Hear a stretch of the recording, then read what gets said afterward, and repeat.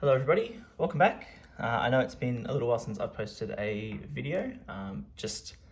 I've been playing at locals with mainly just pure Sprite. I just haven't really been as motivated to, build anything else or upload anything that I thought was worth uploading. But with the ban list that obviously was announced this week, obviously forced change and, kind of force a little bit more innovation, I guess. So we had locals just last night, and obviously the new ban list isn't in effect, but the majority of players were, playing under the new ban list where they could, myself included. So I played Tri-Brigade Sprite, ended up finishing in second, so just with one loss to pure Punk, pre-ban list Punk, so not the heavily neutered Punk that will exist post the ban list. But the deck performed really well. I really enjoyed the play style. I hadn't actually tested the Tri-Brigades in Sprite prior to last night, but the synergies are really cool and the deck performed really well. It was actually, really interesting trying to, work around the different restrictions that you put yourself in, whether it's the level 2 restrictions with the Sprite and then adding in the Tri-Brigade restrictions when you do. You definitely have to think about it, but the play style was really fun, and I really enjoyed the versatility that the deck offered. So I'll get straight into the list. There might be some, unorthodox choices, but it really worked for me. So starting with the Tri-Brigades, we'll start with 3 Kit. Kit is just the best card in the deck, I would say. If you see Kit, it's happy days. Alternatively, seeing Fractal is really good as well, because Fractal equals a full combo of sorts, being able to set up the graveyard, search the level 2 being Kit, and then play from there. Now, this might look odd, I think, but I'm playing just 1 Cuirass and 1 Nerval. Last night, so I've just made some changes from last night based on what kind of happened. I was playing 2 Cuirass. I cut 1 just now to 1, just because I don't know, it just never really came up all that often. I think I probably played a little bit more conservatively. I wasn't trying to build the most oppressive board, just enough to disrupt the opponent and, get into the next turn. One thing I wasn't playing last night, which only was just from a lack of testing, and lack of knowledge about the deck, was I actually wasn't playing Tenki. I was playing Nimble Beaver, and Nimble Beaver was really good. I really rated Nimble Beaver as well. But just in thinking about it, I think more access to Fractal, and I know Kit as just a normal summon on its own is not necessarily as impactful as Beaver, but this is what I want to test moving forward, is the Tenki, as well as Pot of Prosperity. I wasn't playing that last night either. So what I was playing last night, I wasn't playing the 2 Tenki, I was playing a second Cuirass, and I was playing 3 Beaver. So I've added in 2 Tenki and 3 Prosperity. So I'm now playing 41 cards. I was playing 40 last night. But no, I think seeing Fractal is really important, and being able to do the full setup is really important. So I'll test this for now. Playing the 1 Revolt as well. Potentially, we'll see. With the Prosperity, obviously that gives me a lot more chance to see Fractal as well. So potentially the Tenkis go back to Beaver. I don't know. Just because you don't want to have too many copies of Fractal, you just want to see it. Or alongside Kit and a Sprite, for example, is also really good. But that's the lineup. Kit being a normal summon, being able to link it off and into Elf, and then trigger Kit, set up the graveyard, bring Kit back off Elf, and then do Tri-Brigade things. It was just really, really fun. I really enjoyed the play style, and it really worked. Then for the Sprites, we're playing, of course, 3 Blue. We're playing 3 Jet, playing 1 Red, 1 Carrot. Then I'm on 3 Starter and 1 Smashes. So it's a fairly standard lineup. They did a lot. There was actually a couple of games where I just couldn't access the Tri-Brigade portion of the deck. One of my matchups was against Flunderees. He opened Shifter all 3 games, but we were able to win 2-1, which was really good. And it was just because of the Sprites, really being able to control the board with Red, Carrot, Starter just putting bodies on the board. Yeah, it worked really well. Just being able to kind of set up enough that you weren't going to die through shifter, and then being able to then play on the opponent's turn. Yeah, it worked really well. So the sprites were clutch. Won a few games just with the sprites alone.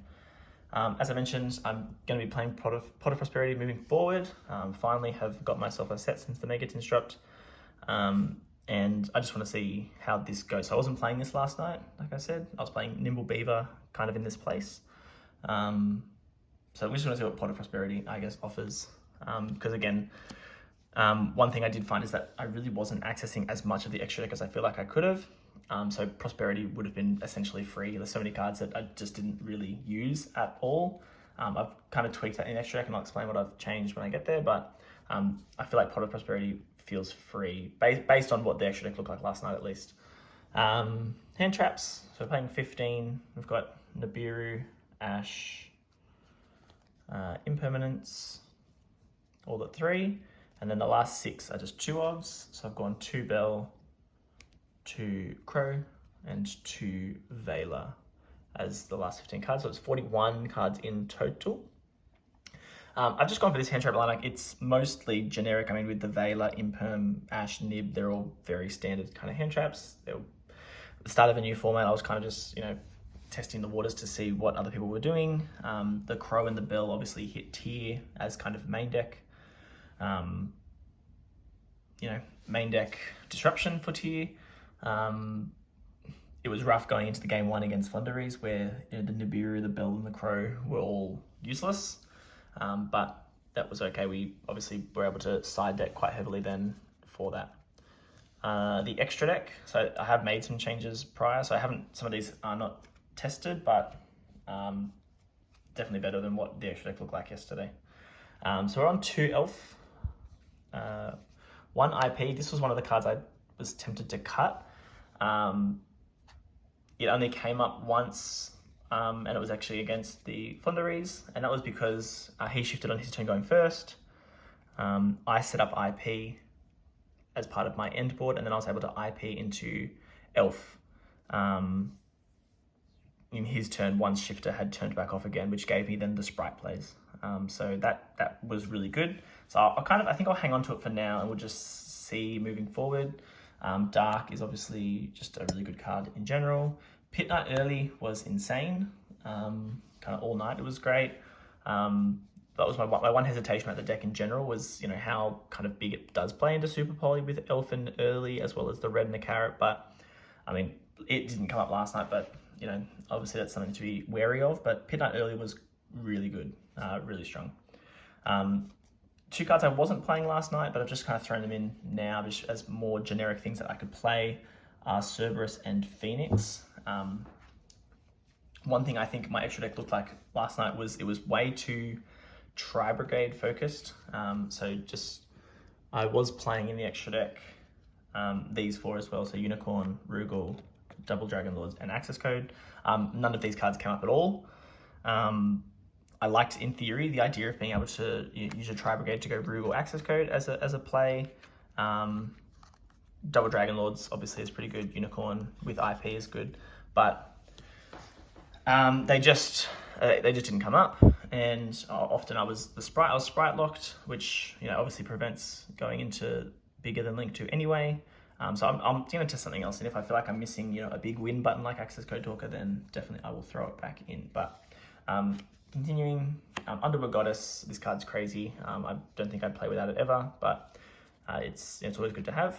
And then the Tri-Brigade links, I'm just playing 1 Shurag, 1 Ferrigit, and 1 Bearbrum. I mean, even again last night as well, the Ferrigit never comes up, or didn't come up at all really. Bearbrum obviously is insane. Going Revolt into Shurag is great, but I wouldn't play without Ferrigit. It feels weird to do that, but we'll see. If it continues to be irrelevant, then I could definitely make some changes. But like I said, there's still a lot of fodder here for Prosperity that you can definitely banish. So that was the links, the Xyz monsters. Last night I was only playing 1 Gigantic, but definitely I want to play 2 moving forward. Obviously the first one gets interrupted and you only have half a deck. Let's say you only open Sprites, then you kind of want to be in this Gigantic gets interrupted, having the second to be able to access the Tri-Brigades later. It would have been nice to have yesterday. Onibimaru Soul Sweeper, this card is awesome. I really, really rate it. It's a card that you can make even if you're Tri-Brigade locked with the sprites, because they just can't be used as link material, so you can make Xyz monsters, no worries. And then the last card, I haven't tested this, I've just thrown in Zeus, just to see how it goes. I guess if your Gigantic gets negated, or even if it doesn't, you can, oh sorry, obviously if it gets negated you can't do it, but if it gets negated, for example, you can still just battle phase and get one send with Zeus, which doesn't sound too bad. I had the spot, so I'll test Zeus. Other considerations could be something like Mannequin Cat, just because it's a beast.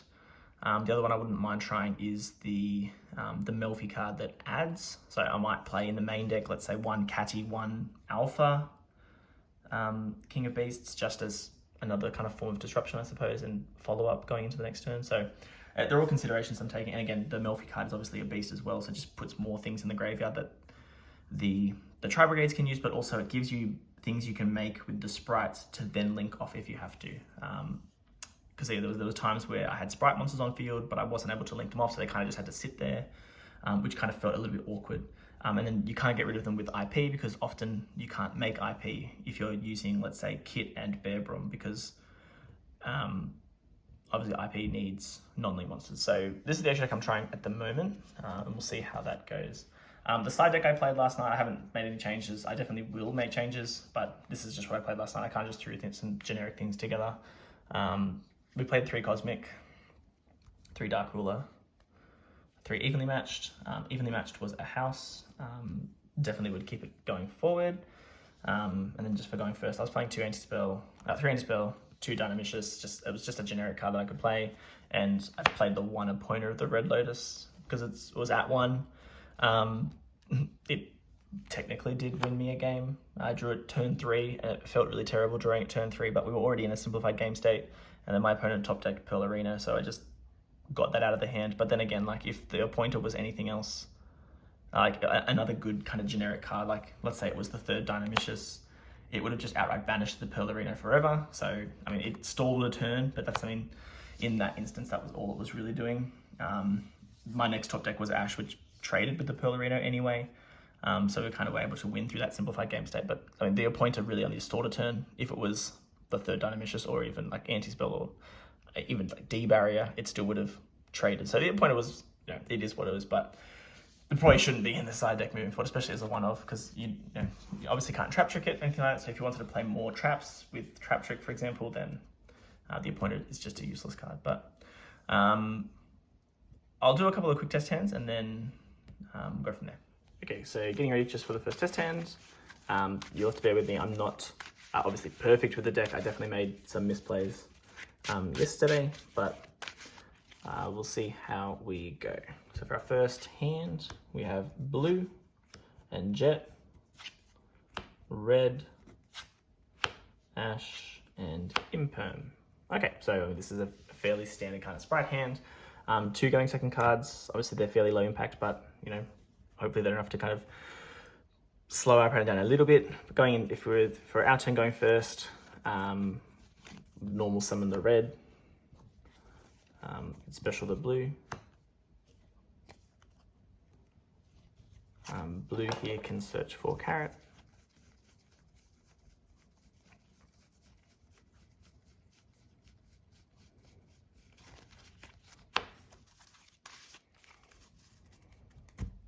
Then special jet. We'll trigger jet to go smashes.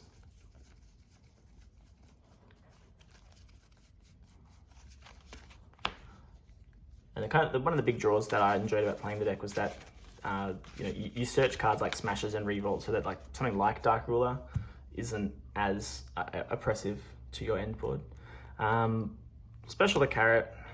This is just going to help us play around Niv. Obviously, we could have just played around Niv by activating Gigantic Sprite, but I prefer going this kind of setup with the 4 monsters into Gigantic Sprite with red on board. So we'll declare Gigantic. We're insulated obviously against a lot of monster-based hand traps, or all monster-based hand traps really, and we'll summon the kit.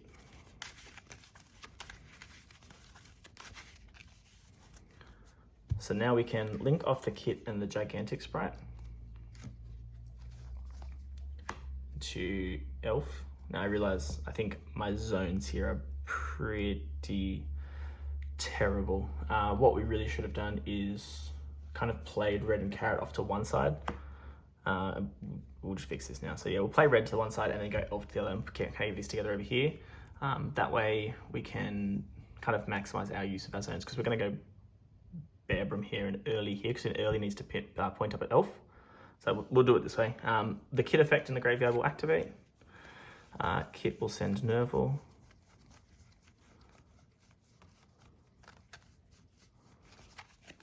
Nerval will add Fractal, and what we need to do is we do need to pitch the Fractal, and I'm going to put into the graveyard just the... we can put a second Kit into the graveyard with the Fractal. We need to use the Fractal there because it puts extra bodies in graveyard for our Kit to be able to banish for Bearbrum. So now we'll go Elf, bring back Kit. We'll put Kit over here so it does have that targeting protection from Elf. And then we can declare Kit effect. I'm always banishing Fractal Nerval. Leaves a level 2 in the graveyard as well for the future if it needs to be there. Summoning Bearbrum. And then we go Bearbrum and Kit into early. Bearbrum will activate, of course, and get us Revolt.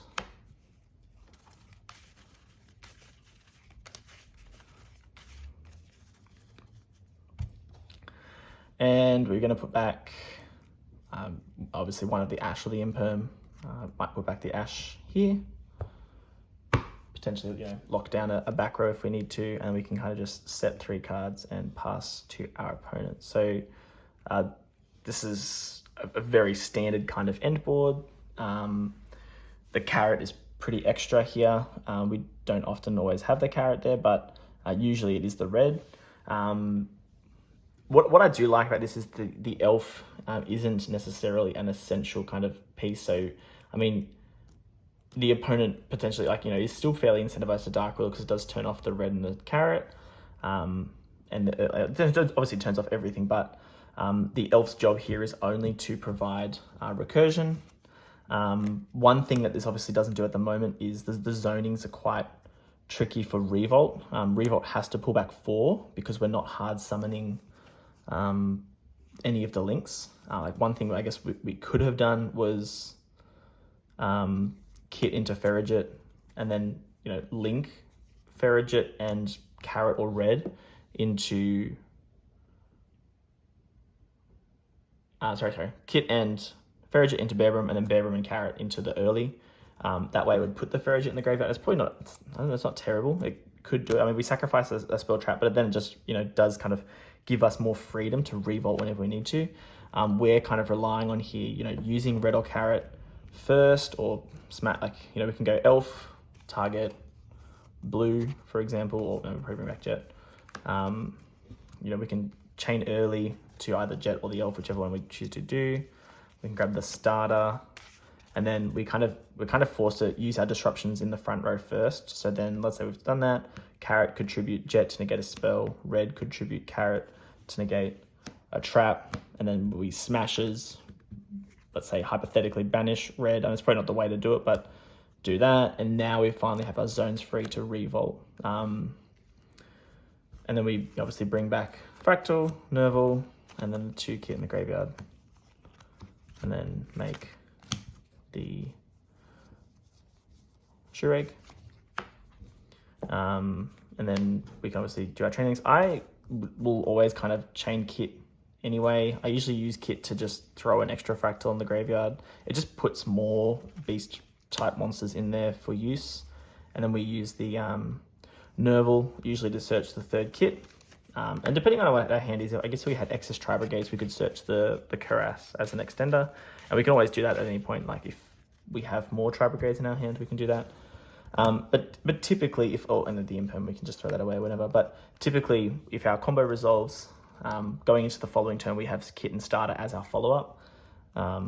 Or if we hypothetically had to summon back blue or whatever, we'd have a monster here. But Kit and Starter is really cool as kind of follow-up as well. So that's the first test hand. we'll do another one, or that's kind of what the deck's aiming to do, I should say. What I'll do is I'll just do some kind of quick fire test hands and just look to see if it's playable. Obviously, we're looking for 2 to 3 hand traps plus the ability to play the game.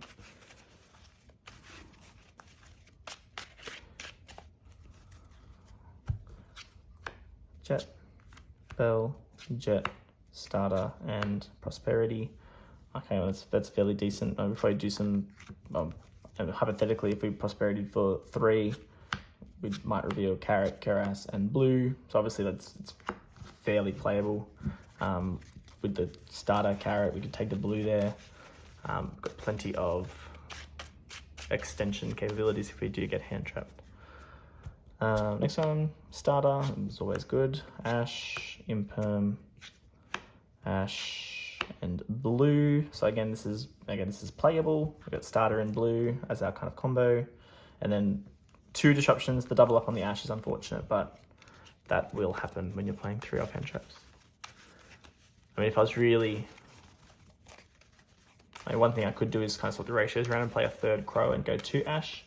Just because the Crow isn't once per turn, and we're obviously predicting Tier to be quite strong, but Ash being generic is great. Revolt, Blue, Kit, Carrot, and Smashes. So in a hand like this, obviously we've drawn no hand traps, so that's unfortunate. If we're going first, it's okay. Because we opened the Revolt, this is where having something like double Dragon Lords would be nice, but then I don't know how I feel about just having or we can just summon the Ferrigit and link it off, just as a way to get into early. Yeah, the Ferrigit is kind of just a throwaway link monster at that point.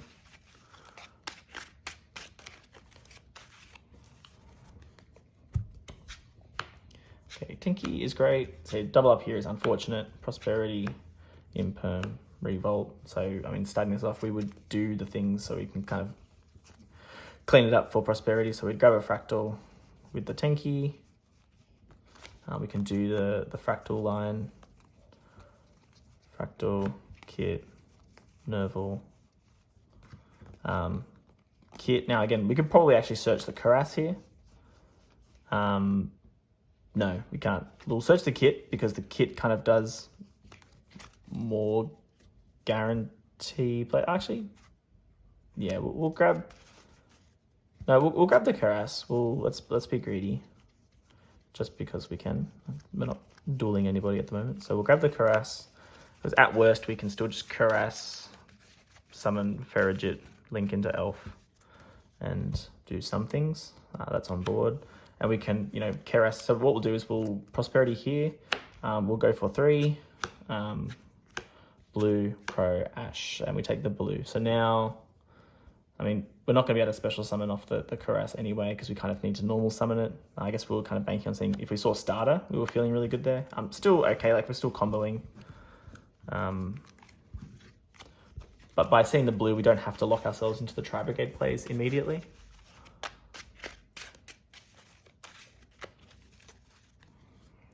Okay, we'll call this the last one. But Imperm Smashes, Fractal, Jet, and Ash, and this is great. So we've got again 2 hand traps. Seeing Smashes is fine, means we can search Starter with our Jet as more follow-up or extension. Fractal is great, so the Fractal line gets us into the Kit, which we can then special the Jet, and we're off to the races there. So I won't play it out, but yeah, that's the deck. Like I said, I really enjoyed playing it. The play style is really fun. And if you're looking for something to do with your Sprite cards, this is definitely something you could have a go at. It's I find it really enjoyable, and you might too. Anyway, I'll catch you in the next one.